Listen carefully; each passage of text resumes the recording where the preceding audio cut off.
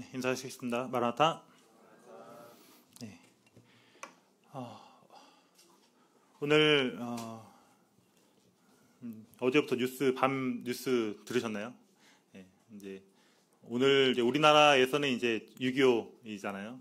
근데 이제 러시아에서도 계속 지금 우크라이나랑 전쟁을 하고 있는데 이제 러시아에서 쿠데타가 일어났다. 그래서 이제 러시아, 그러니까 푸틴의 말을 듣지 않고 이제 반발해서 이제 오히려 이제 러시아 내전으로, 우리나라도 이제 우리나라 사람들끼리 싸우는 내전이 있었는데 러시아도 그 내전이 일어나는가 해서 이제 어제 저녁부터 엄청 시끄러웠었거든요. 그래서 근데 다행히 이제 어제 새벽, 오늘 새벽에 보니까 이제 다행히 그냥 다시 돌아갔다라고 얘기를 해서 싸움이 일어나지 않았는데, 참 우리가 지금 여기 있는 곳에서도 세계 어디선가는 계속 전쟁이 일어나고 있고, 또 그러니까 러시아가 내전이 일어나면은 이제 러시아가 자기 혼자 죽지 않고 이제 같이 죽을 수도 있다라고 하면서 이제 핵 공격도 할 수도 있다 이렇게 하면서 어제 좀 시끄러웠던 부분들이 있었는데 전혀 모르셨죠? 네, 그래서 그런 일들이 좀 있었습니다. 그래서 있었는데 참 세상에 이제 관심을 가지게 되면은 참 불안한 것들, 또 두려운 것들, 우리가 알지 못하는 이런 일들이 많은 것들이 물밑에서 아마 일어나고 있고 또 지금도 일어나고 있는 것 같습니다. 오늘 이제 찬양 가사를 들으면서 진짜로 내가 여기 있는 것이 진짜 하나님의 은혜다라는 것들을 생각을 하게 되고, 또 이제 코로나가 이제 아예 끝났잖아요. 엔데믹이 되어서 이제 끝났는데 참 하나님의 그 은혜로 말미암아 우리가 이렇게 함께 모여서 예배드리고 또 찬양할 수 있는 게 또 얼마나 귀한 건지, 우리에게 얼마나 큰 은혜를 베풀어 주는지를 또 다시 한번 오늘 6.25를 생각하면서 또 전쟁이 일어난 날을 생각해 보면서 또 생각을 해보게 되는 것 같습니다. 네. 오늘 이제 말씀을 들어가기 전에 지난번에 저희가 주의 말씀은 진리니이다라고 이제 주제로 같이 교제를 나눴습니다. 그래서 세상에서 세상을 다스린 통치자는 언제 말을 할까 생각을 해보면은 먼저 우리가 왕이 원하는 대로, 내가 왕이 원하는 방향대로 나라를 통치하기 위해서, 법을 만들기 위해서 이렇게 왕이 명령을 합니다.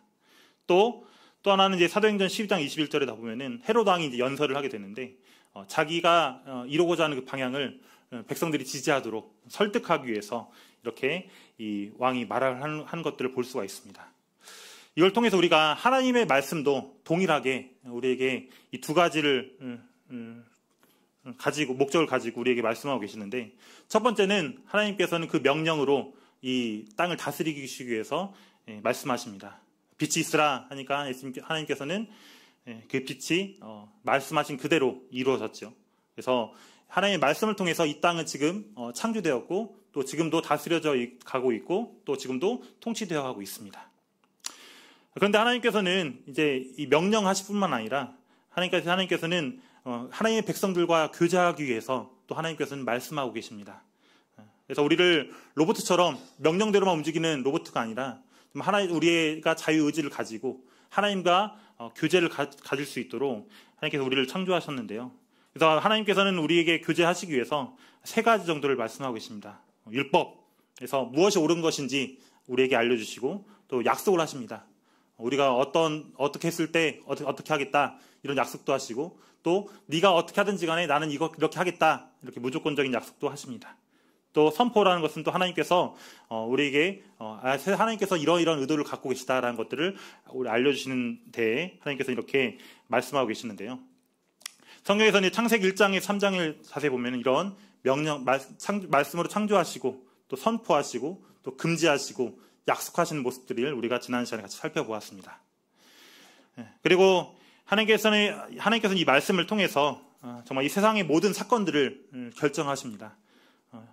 하나님께서는 구약 성경을 보시면 예레미야를 선택하셔서 또 이사야를 선택하셔서 또 많은 선지자를 선택하셔서 하나님의 메신저, 하나님의 말씀을 전하는 사람을 삼아주시고 그 사람을 통해서 그 사람이 말하는 그 말씀들을 통해서 이 세상 나라들을 멸망하기도 하게 하시고 또 잘 되기도 하게 하시고 이 모든 것들을 결정하게 하시는데, 그것은 바로 그 사람에게 능력이 있어서가 아니라 하나님의 말씀이 능력이 있고 또 하나님의 말씀이 살아있고 활동력이 있기 때문에 이런 모든 사건들을 결정하고 통치하신다는 겁니다. 그렇기 때문에 우리는 이 하나님의 말씀을 우리가 듣기를 거절하는 이런 교만하고 강박한 마음을 버려야 되겠고요. 또 우리가 정말 겸손하고 경건한 마음을 갖기 위해서는 우리가 먼저 하나님의 말씀을 듣고 떠는, 정말 하나님의 말씀이 그대로 이루어질 것인데 정말 이 말씀이 그대로 이루어진다면 어떻게 될까를 우리가 생각하면서 우리가 두려운 마음으로 이 하나님의 말씀을 묵상하고 또 기대해야 될 것입니다. 그래서 하나님의 말씀 왜 진리인지, 우리에게 하나님의 말씀은 변하지 않는 안전함과 영원성을 가지고 있기 때문에 진리이고요. 또 우리가 어떠한 존재인지, 우리의 본성이 어떠한 존재인지를 하나님께서는 알고 계시고 또 그 진리를 말씀하고 계십니다. 세상에 많은 신앙을 가졌던 다윗을 비롯해서 아브라함, 여러 가지 그 인물들을 통해서 인간의 본성은 정말 이렇다, 연약하고 너무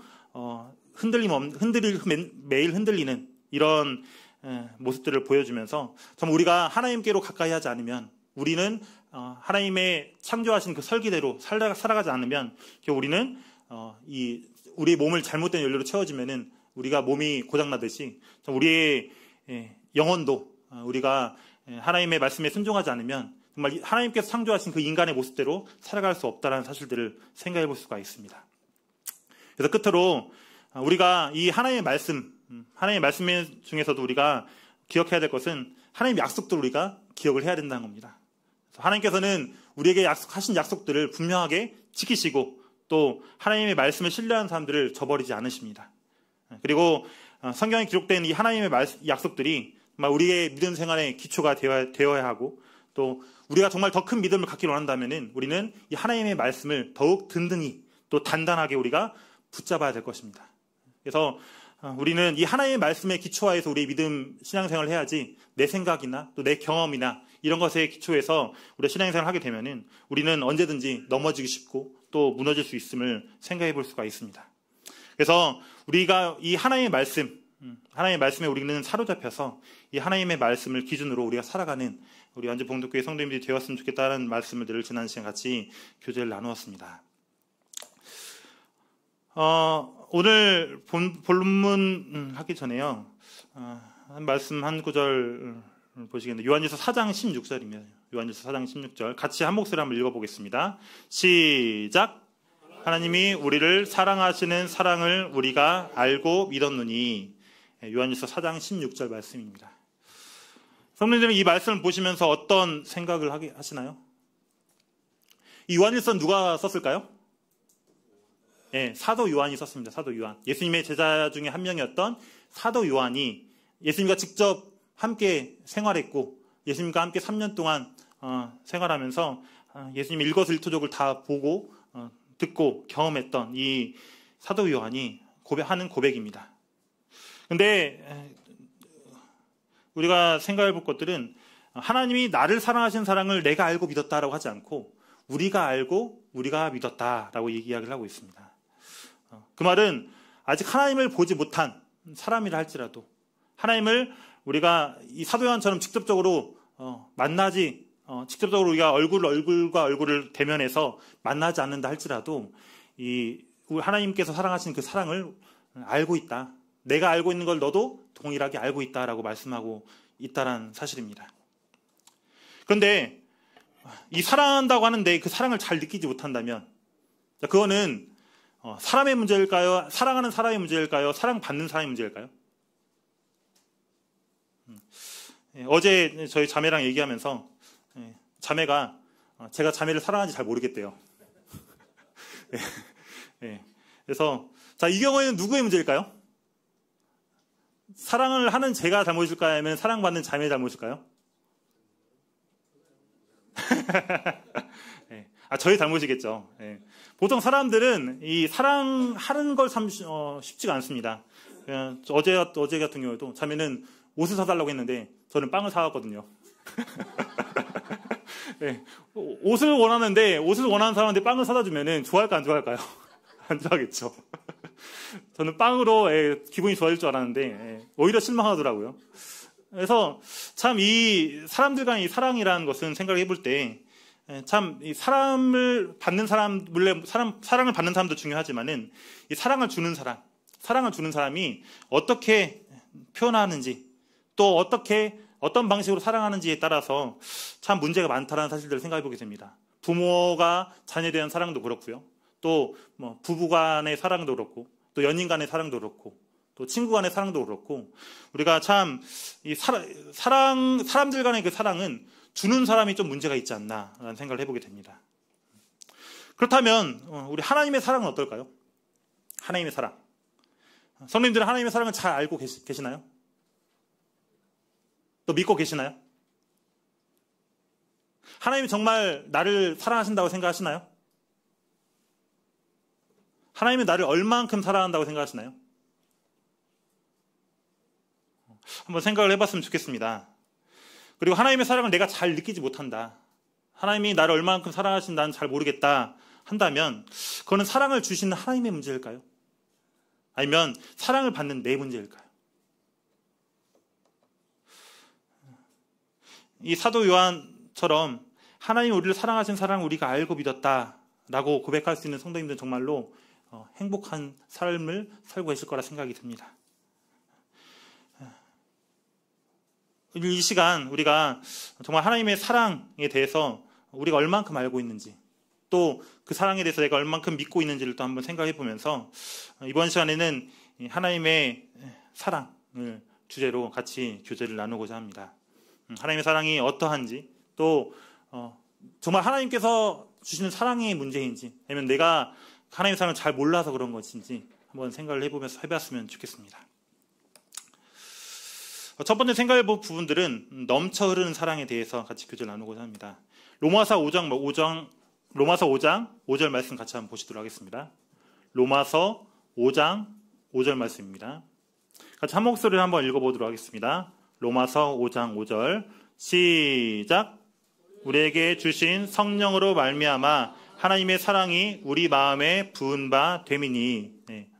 성도님도 아시겠지만 이 로마서는 사도 바울이 로마 교회에 있는 성도들에게 쓴 편지입니다.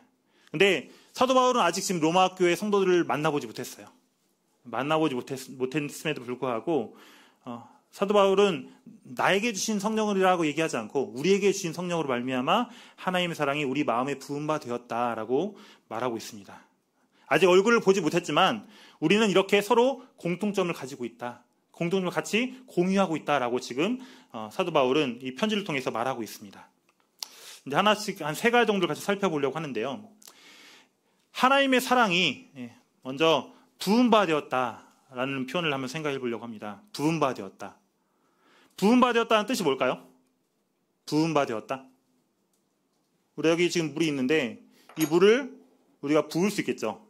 부어주면 어떻게 될까요? 여기가 흥건하게 이제 젖겠죠, 그렇죠? 여기서 이제 이 부은 바 되었다라는 뜻은 많은 양이 풍성하게 흐르고 있다, 그리고 정말 사실상 넘쳐 흐른다라고 우리가 생각을 해보면 될 것 같습니다. 그래서 하나님의 사랑이 우리 마음 가장 깊은 곳에서 넘쳐 흘렀다라는 말씀이라고 생각하시면 될 것 같습니다. 하나님의 이 사랑은 우리의 찔끔 우리의 필요한 만큼만 조금씩 주신 것이 아니라 우리 마음에 가득 차서 그냥 가득 채우는 걸로 딱 끝나는 것이 아니라 넘치게, 우리가 그 하나님의 사랑이 나한테 너무 많은 걸 주셔서 그 사랑이 넘칠 정도로 우리에게 사랑을 부어주셨다는 것입니다. 그래서 정말 이 하나님의 사랑은 정말 약하고 변하기 쉬운 이런 느낌이 아니라 정말 압도적으로 또 깊게 우리에게 사랑을 부어주셨다는 것들을 이 말씀을 통해서 생각해 볼 수가 있습니다. 또 하나 이제 이 부음바됨이라는 표현을 보면은 부어질 것이다, 붓고 있다, 부어졌다. 어떤 게 더 맞을까요? 이 말씀을 보니까 부어질 것이다, 붓고 있다, 이미 부어졌다.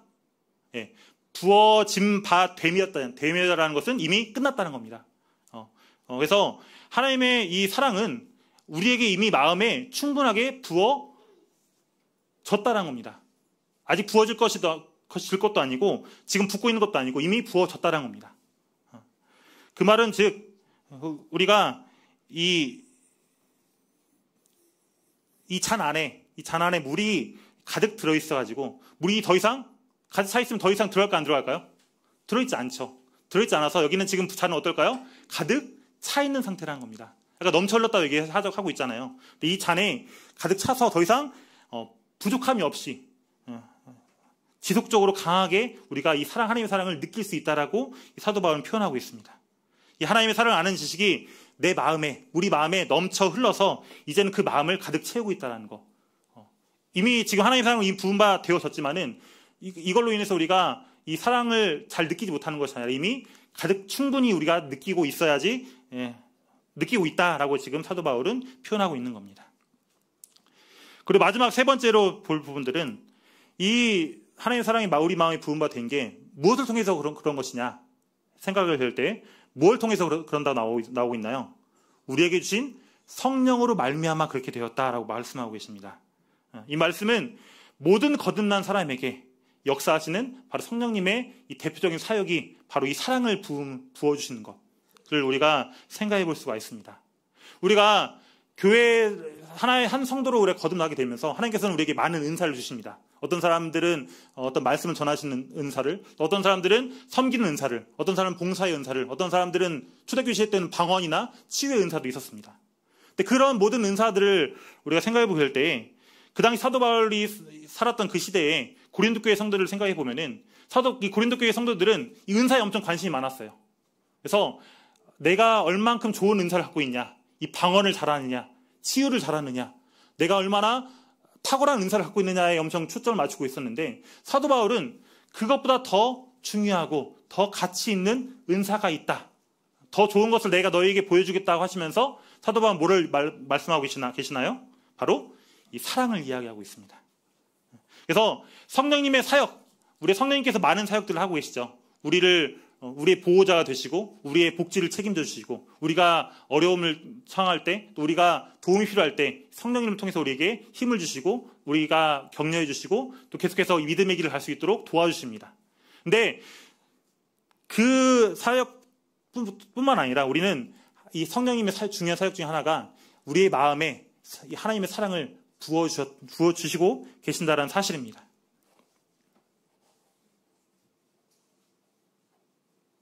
그래서 하나님께서는 우리가 이런 은사들의 관심을 가지고 누가 더 뛰어난 은사를 갖고 있냐 이거에 관심을 갖는 것이 더 중요한 것이 아니라 정말 우리가 일상생활 속에서 얼마나 하나님의 사랑을 내가 경험하고 있고 또 그 하나님의 사랑을 얼마나 넘쳐 흘러서 그것이 다른 사람들에게까지 그 사랑이 전해지고 있는지 이를 우리가 살펴보면 과연 내가 얼마나 성령이 충만한 삶을 살아가고 있는지를 생각해 볼 수 있지 않나 생각이 듭니다.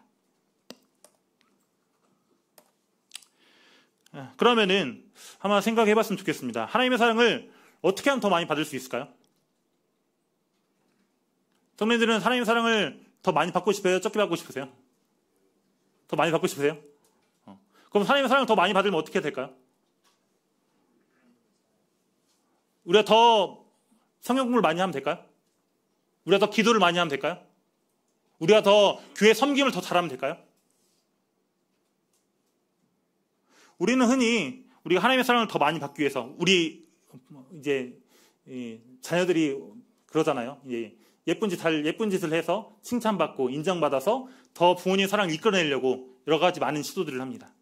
우리도 어린 아이들이 사람들이 그렇게 하니까 우리도 하나님의 사랑을 더 많이 받으려고 그런 행동들을 할 때가 있어요. 근데 이런 생각으로 우리가 살게 되면은 우리의 신앙은 결국에는 신앙생활이 아니라 종교생활이 될 수밖에 없습니다. 우리가 더 하나님께 많이 섬겨야지 하나님께 더 많이 사랑해 주신다. 맞을까 아닐까요? 우리가 더 하나님을 더 가까이 하면 하나님께 더 많이 사랑을 주실까요?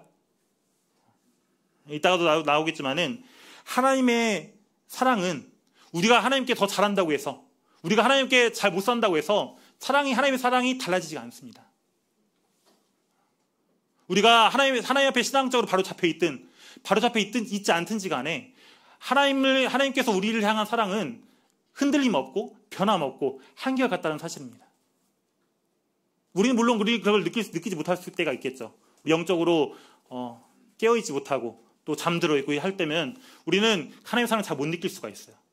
그렇지만 우리는 이 하나님의 사랑이 내가 뭘 해서 하나님의 사랑을 더 많이 받는 것이 아니라 하나님께서는 우리의 어떠함과 상관없이 항상 한결같이 우리에게 사랑과 은혜를 베풀어 주시고 계신다는 사실입니다.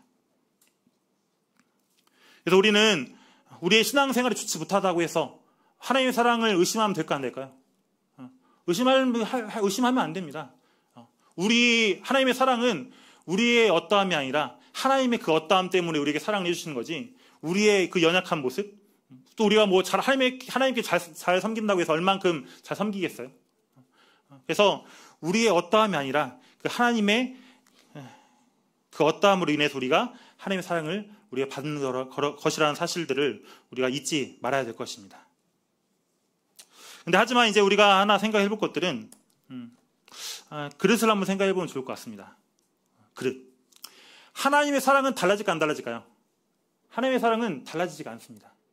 그런데 하나님의 사랑이 어떠한 그릇에 담겨 있냐에 따라서 사랑의 그 크기, 느끼는 크기는 같을까요, 다를까요? 다릅니다. 하나님께서 모든 사람에게 똑같이 하나님의 사랑을 베풀어 주시는데 우리의 그릇의 크기가 어떠하냐에 따라서, 우리의 마음의 크기가 하나님의 사랑을 얼만큼 담고 있냐에 따라서 우리가 그 하나님의 사랑을 정말로 풍성하고 엄청나게 깊은 하나님의 사랑을 느낄 수도 있지만은 우리는 어떻게 되면 우리의 간장 동지만큼의 하나님의 사랑을 우리가 경험할 수 있을 것입니다.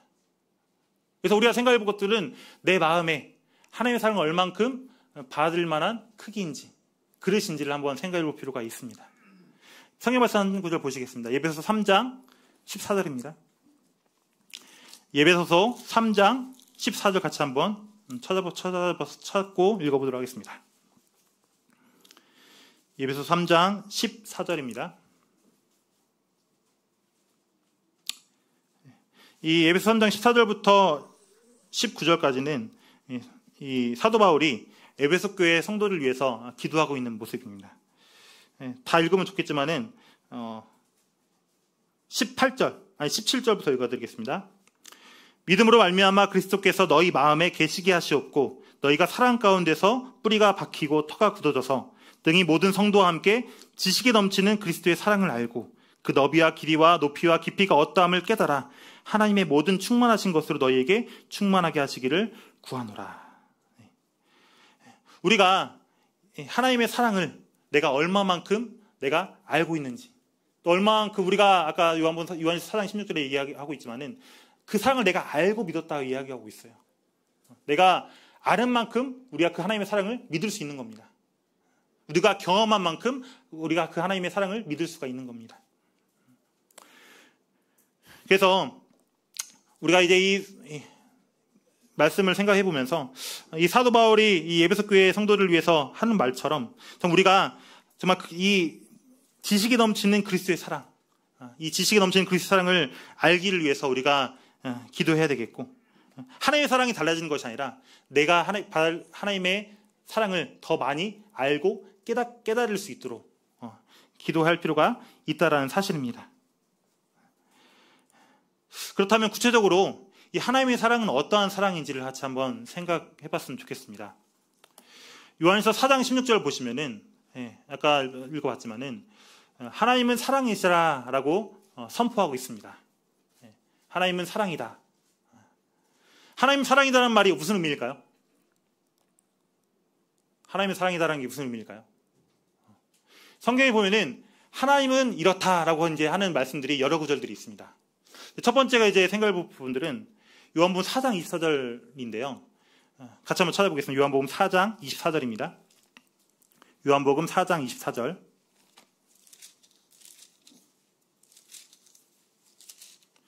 신약성경 148페이지 요한복음 4장 24절입니다.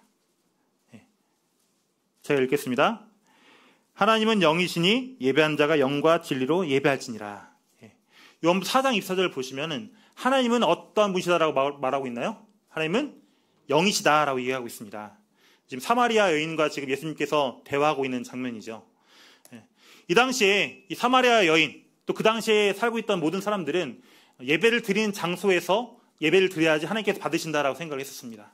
그래서 물론 예배를 어떻게 예배를 드리냐도 중요하지만은 어느 장소에서 예배를 드리느냐, 예루살렘에서 드리느냐, 아니면은 여기 이 사마리아 사람들이 드리는 그 산에서 드릴 것이냐, 그 장소가 엄청 중요했었는데요. 예수님께서는 장소가 중요한 것이 아니다 라고 요한복음 4장 24절을 통해서 말씀하고 계십니다. 그 이유는 바로 하나님께서 영이시기 때문에 우리가 우리의 육신, 우리의 몸과는 대조적으로 이 장소의 제한을 받지 않으시는 분이다라는 사실들을 이 사마리아 여인에게 깨우쳐 주십니다. 그래서 이 하나님이 영이시다는 말은 하나님께서는 몸이 있을까 없을까요?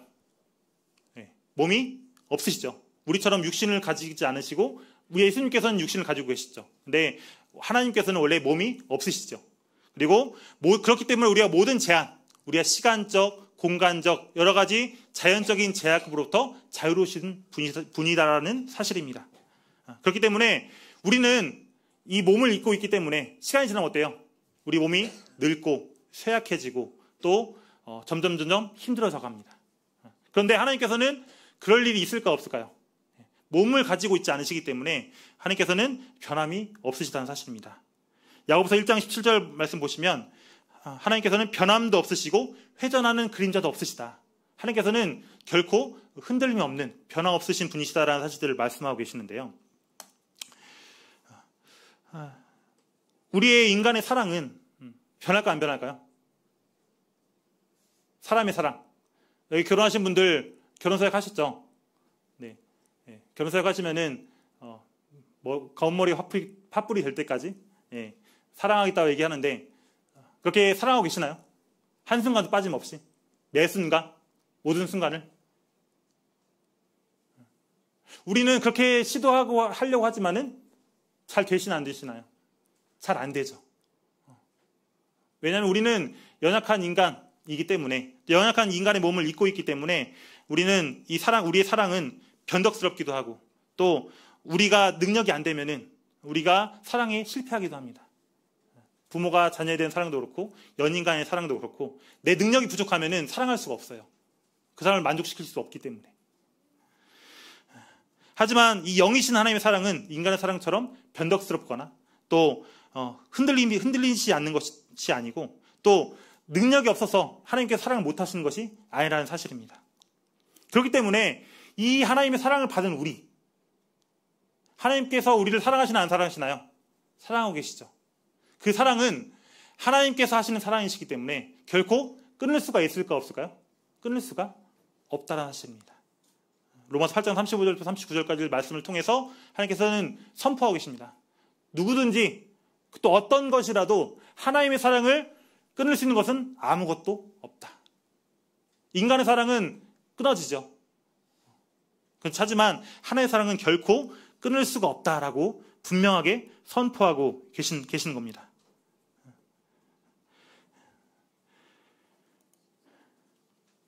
그리고 두 번째로 이 하나님의 사랑이시라라고 또 비슷하게 생각할 부분들은 요한일서 1장 5절을 보시면은 어떤 말씀이 나오나요?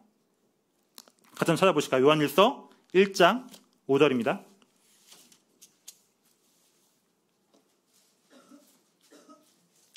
제가 읽어드리겠습니다. 요한일서 1장 5절입니다. 우리가 그에게서 듣고 너에게 전한 소식은 이것이니 곧 하나님은 빛이시라. 그에게는 어둠이 조금도 없으시다는 것이니라. 하나님은 무엇이라고요? 빛이십니다. 하나님은 영이심과 동시에 또 빛이십니다. 또 빛이시기 때문에 그냥 빛이 아니라 어떤 빛이세요? 어둠이 조금도 없으신 분이라는 사실들을 이 요한일서 1장 5절을 통해서 분명하게 말씀하고 계십니다. 이 어둠이 조금도 없으신 하나님께서는 우리가 이 땅에서 적당히 살아가고자 하는 그 모습들을 하나님께서는 용납하실 수 있을까 없을까요? 우리가 이 땅에 적당히 살아가고자 하는 거, 적당히 대충 살아가는 거, 하나님께서는 그렇게 살기를 바라실까요? 하나님께서는 그렇게 우리가 이제 가끔씩 이제 할아버지 할머니 집 가잖아요. 할아버지 할머니 집 가시면 어때요? 부모님이 하지 말라는 것도 하고 하니까 애들이 좋아하죠. 부모님 집에서는 스마트폰도 못 보게 하고 또 안 좋은 것들은 건강에 안 좋은 것들은 못하게 하는데 할아버지 할머니 집 가면 어때요?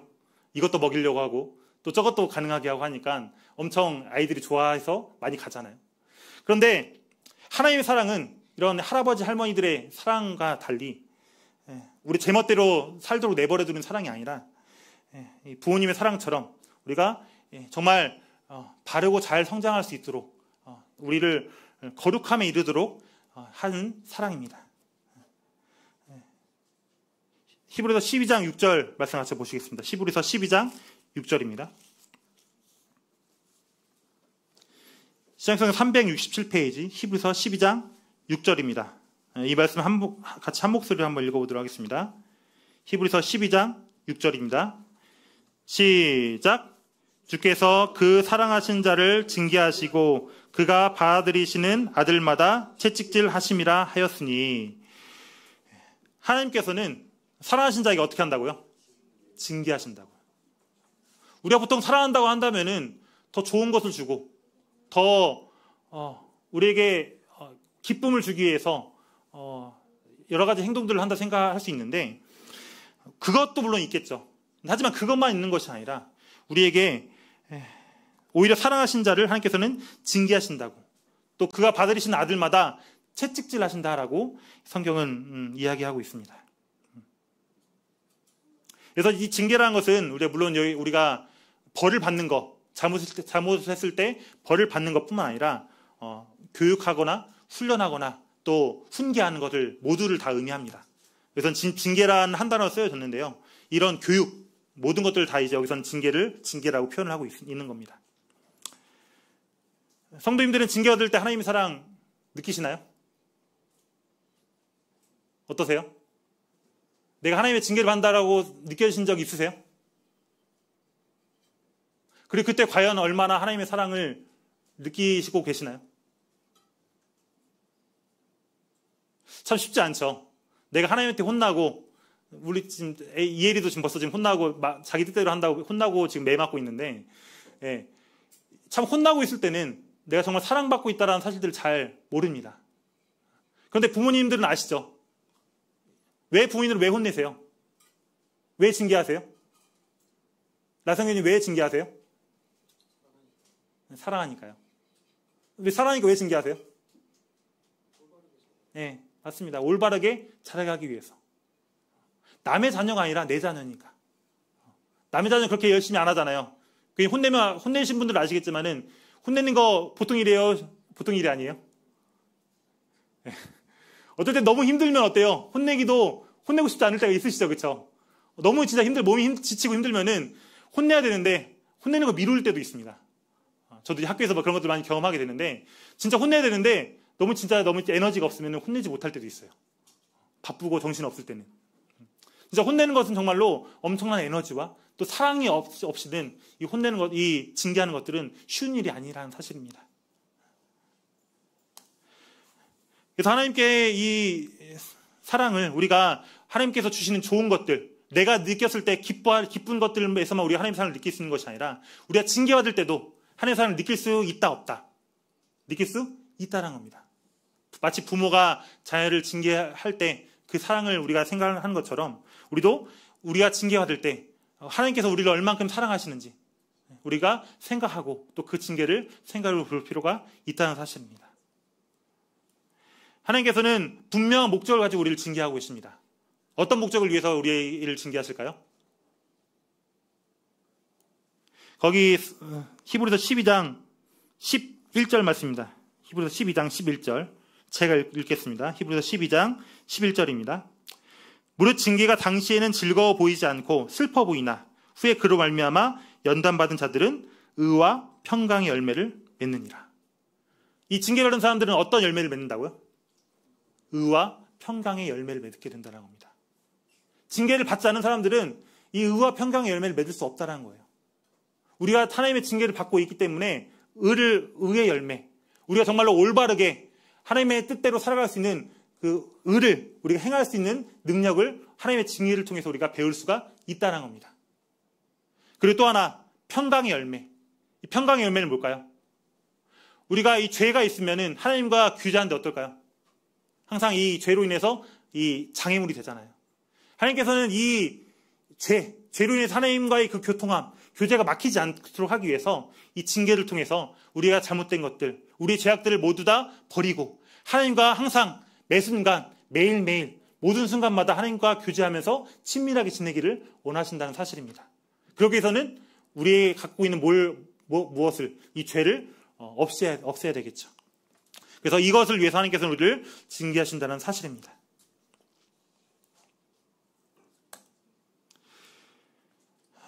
이제 말씀을 마무리하면서 우리가 하나님의 사랑이라는 것은 또 생각해 볼 때 우리를 위한 사랑이다라고 할 수 있는데 또 우리가 아니라 우리 개개인을 위한 한 사람 한 사람을 위한 하나님의 사랑에 대해서도 같이 생각해 보고자 합니다. 갈라디아서 2장 20절 말씀입니다. 갈라디아서 2장 20절 말씀. 여기 앞에 나와 있는 대로 같이 한 목소리를 한번 읽어보도록 하겠습니다. 갈라디아서 2장 20절 시작. 나를 사랑하사 나를 위하여 자기 자신을 버리신 하나님의 아들. 네.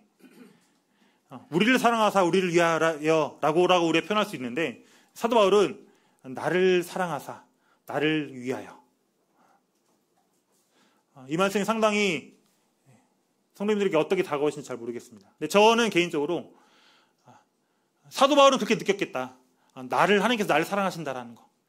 그리고 하나님께서 나를 위해서 십자가에 돌아가셨다. 찬양 가사 중에 그거 있잖아요. 이 세상에 구원받아야 할 사람이 이 세상에 단 한 사람, 나 하나뿐밖에 없었다 할지라도 하나님께서는 과연 예수님을 이 땅에 보내셨을까? 보내셨을까요? 안 보내셨을까요? 보내셨다는 겁니다. 이 세상에 하나님께서 만드신 아담 한 명밖에 없었어요. 근데 아담이 죄를 지었어요. 그럼 이 아담을 하나님께서는 한 명밖에 없으니까 그냥 버리셨을까요? 그게 아니라 한 명이라 할지라도 그 한 사람, 하나님이 사랑하신 그 한 사람을 위해서 하나님께서는 예수님을 보내셨을 것이고 그 한 사람을 또 구하시기 위해서 우리에게 그 큰 희생들을 하셨을 것이라는 사실입니다. 그래서 우리가 이 하나님의 사랑을 생각이 될 때 이 하나님의 사랑은 우리에게 대한 사랑도 있지만 우리 교회를 위한 사랑도 있지만은 나를 위한 사랑이다. 나를 향한 사랑이다라 생각을 할 때 더 감사와 더 큰 위안을 갖게 되는 것 같습니다. 그래서 이 하나님의 사랑을 받은 우리들이기 때문에 우리는 이 사실들을 알고 있죠. 로마서 8장 28절 같이 한 목소리로 한번 읽어보도록 하겠습니다. 시작. 우리가 알거니와 하나님을 사랑하는 자 곧 그의 뜻대로 부르심을 입은 자들에게는 모든 것이 합력하여 선을 이루느니라. 하나님을 사랑하는 사람 또 하나님의 뜻대로 부르심을 받은 사람들은 바로 모든 것이 합력하여 선을 이룬다는 약속을 하나님께서는 우리에게 하고 계신다는 사실입니다. 그래서 우리가 어떤 단어에 우리가 집중할 필요가 있을까요? 여기 보시면은 모든 것이 합력하여 선을 이룬다. 우리에게 일어나는 어떤 일들, 특정한 일들로 인해서 선을 이루는 것이 아니라 우리에게 일어나는 모든 일들, 모든 상황들, 모든 환경들, 모든 사건들을 통해서 하나님께서는 합력하여 선을 이루신다는 겁니다. 그 말은 즉 단 한 개의 사건도 하나님의 의도 없이 이러한 사건들이 있다 없다? 없다는 겁니다. 그 모든 사건들에는 하나님의 사랑이 담겨져 있고 하나님의 뜻이 담겨져 있고 또 우리는 잘 모를 수 있지만은 그 하나님의 그 사랑들을, 그 사건들을 나중에 우리가 하늘나라를 가게 되면은 하나님께서 왜 이런 일들을 하라고 하셨는지 또 왜 하나님께서는 나에게 이런 일들을 겪게 하셨는지를 분명하게 알게 될 것이라는 사실입니다. 그래서 우리는 이 말씀을 통해서 모든 것이 합력하여 선을 이룬다. 이 말씀을 통해서 우리는 우리 매일, 매 순간 일어나는 모든 사건들을 통해서 우리는 하나님의 사랑을 발견할 수 있습니다. 아까도 말씀드렸지만 우리가 하나님께서 우리에게 좋은 환경들을 허락하신 것뿐만 아니라 징계를 받을 때도 우리는 하나님의 사랑을 확인할 수가 있습니다. 또 우리는 우리에게 일어나는 모든 사건들, 사고들을 통해서 우리는 하나님의 사랑을 발견할 수가 있습니다.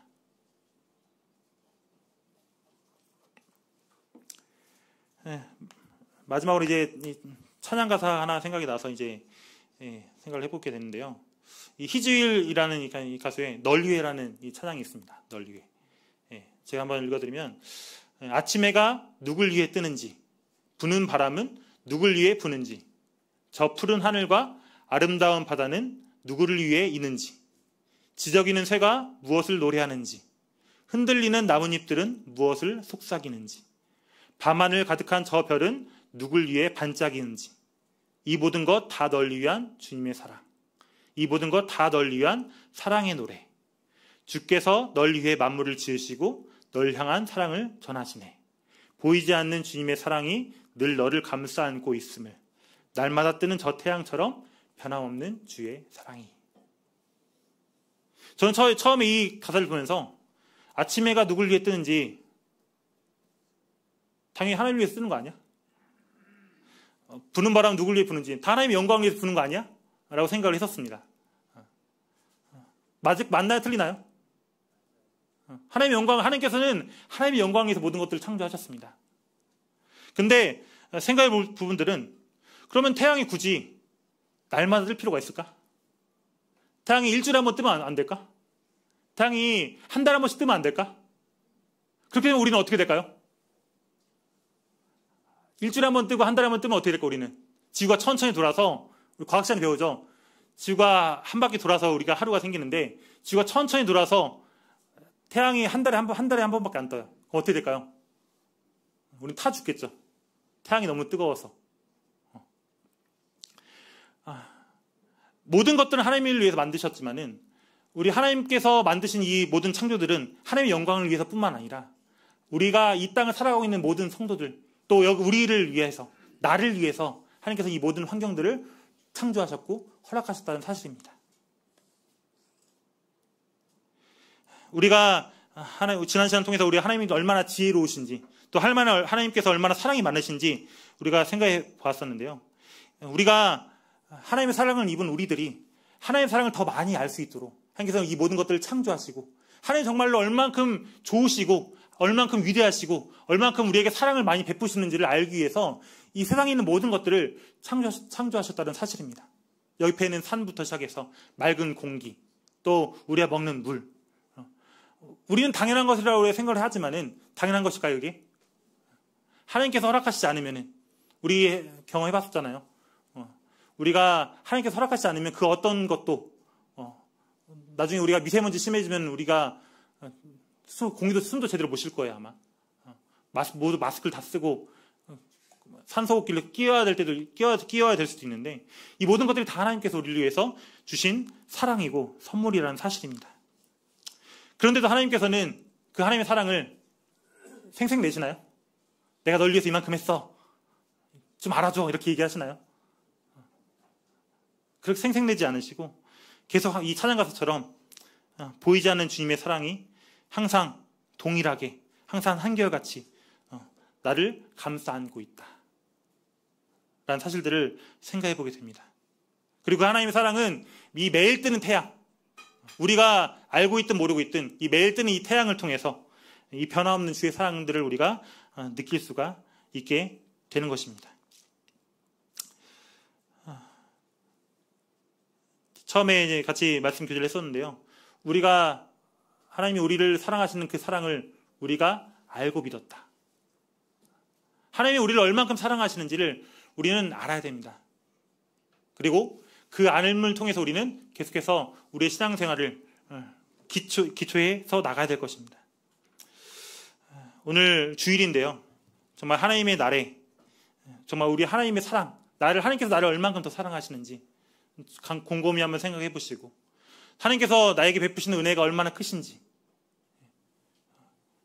스마트폰이나 이런 여러 가지 많은 우리를 유혹하는 많은 것들에서 우리가 잠시 멀리 떨어져서 하나님의 사랑이 어떻게 우리에게 나타나고 있고 나에게 나타나고 있는지, 나에게 주신 선물이 얼마나 큰지를 한번 생각해 보시고, 또 그 하나님의 사랑에 대해서 더욱 감사하는 오늘 주일이 되었으면 좋겠습니다.